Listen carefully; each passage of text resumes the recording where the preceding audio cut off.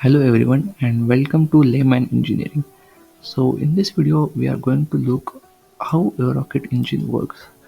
तो चलिए देखते हैं रॉकेट इंजन कैसे वर्क करता है।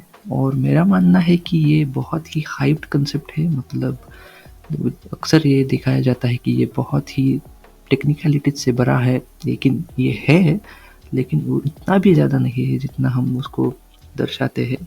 तो मेरे हिसाब से ये कोई रॉकेट साइंस नहीं है अगर आप इसे ध्यान से समझते हैं तो चलिए देखते हैं how a rocket engine works. तो ये बहुत ही सिंपल है। जैसे कि हमारे गाड़ी के लिए हम फ्यूल डालते हैं, जैसे कि हम पेट्रोल और डीजल डालते हैं अपनी कार में उसे आगे बढ़ाने के लिए, उसके प्रोपल्शन के लिए, वैसे ही रॉकेट इंजन के लिए हम फ्यूल डालते हैं।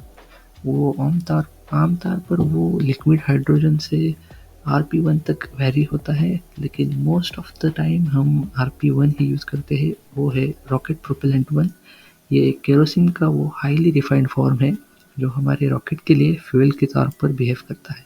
वो होता है, फ्यूल होता है। और उसके साथ ही रिएक्शन के लिए हमें चाहिए होता है एक ऑक्सीडाइज़र। तो हम ऑक्सीजन का यूज़ करते हैं in this case. So the both are the fuel and oxidizer are very super cool to around -250 -260 degrees Celsius. The both are in the cryogenic stages.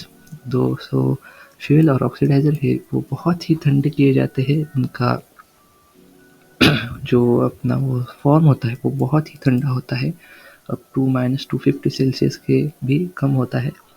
और वो फ्यूल और ऑक्सीडाइज़र जब mix होता है combustion chamber में यहाँ, तो इग्नाइटर्स के द्वारा वो इग्निशन होता है। तो उसके लिए पंप्स हम यूज़ करते हैं। फ्यूल टैंक से ये पंप आ जाता है। ये पंप कंबशन चेम्बर में फ्यूल को पंप करने का काम करते हैं, और ये ऑक्सीडाइज़र का पंप है जो सेम काम करता है, ऑक्सीडाइज़र को कंबशन चेम्बर में आने देता है। तो both fuel and oxidiser combustion chamber में आ जाते हैं, तो वहाँ पे इग्नाइटर्स लगे होते हैं और वो उस फ्यूल एंड ऑक्सीजन मिक्सचर को इग्नाइट कर देते हैं। तो उसके बाद बहुत ही एक्सोथर्मिक एक रिएक्शन बनता है और उससे एग्जॉस्ट गैसेस निकलते हैं इस नोज़ल के ज़रिए से। इस नोज़ल को हम कहते हैं कि सभी रॉकेट इंजन्स में यही टाइप का नोज़ल अपनाया जाता है। वो है कन्वर्जेंट डाइवर्जेंट नोज़ल और डी लेवल नोज़ल। इसके बारे में मैं एक वीडियो बनाऊंगा आगे की अगला ही वीडियो में इसके बारे में बनाऊंगा, तो स्टे ट्यून फॉर दैट। सो इस नोज़ल के ज़रिए हमारे वो सभी फ्लू गैसेस है जो इस फ्यूल और ऑक्सीडाइज़र के कंबशन से बने हैं, वो यहाँ से बाहर जाते हैं। बहुत ही हाई स्पीड से जाते हैं, मोर देन माक 1 हम कह सकते हैं। माक 1 होता है कि स्पीड का साउंड है उसके बराबरी से कोई चीज़ फ्लो हो रही है, उसे माक 1 कहते हैं। तो ये जो एग्जॉस्ट है उसके माक 1 से दुगना और तिगनी रफ्तार से भी बाहर जा सकते हैं। तो यही हमारा एडवांटेज है रॉकेट इंजन का। जो मास है हमारा वो बहुत ही हाई वेलोसिटी से बाहर फेंकते हैं because of this combustion. And nozzle plays a very important role to accelerate that exhaust speed of the combustion। उसकी स्पीड को बढ़ाने के लिए नोजल एक बहुत ही इम्पोर्टेंट रोल प्ले करता है। और वही से है हमारे ये हो गई हमारी एक्शन।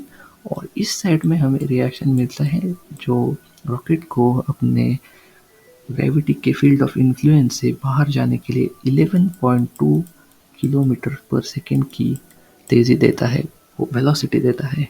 तो यही था रॉकेट इंजन का वर्किंग। तो आपको समझ में आया है तो मुझे कमेंट करके बताइएगा।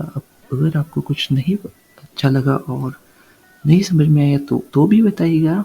और इस वीडियो को लाइक कर दीजिएगा और सब्सक्राइब कीजिएगा लेमन इंजीनियरिंग को। एंड मैं आपको अगली वीडियो में मिलता हूँ। तब तक के लिए बाय।